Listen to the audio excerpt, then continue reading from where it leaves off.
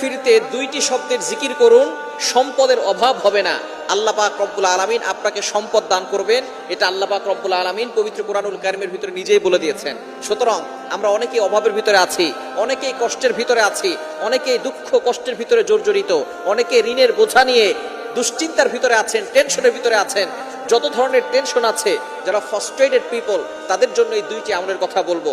আমি নিজে করে উপকার পেয়েছি, যাদেরকে এই আমলগুলো বলেছি তারাও অনেকটা উপকার পেয়েছে, এবং নবীজি সাল্লাল্লাহু আলাইহি সাল্লাম নিজেই কথা জানিয়ে দিয়েছেন উপকারের কথা। আল্লাহ পাক রব্বুল আলামিন নিজে বলে দিয়েছেন। আপনি চলতেছেন ফিরতেছেন, ওযু ছাড়াও আপনি আমলগুলো করতে পারবেন।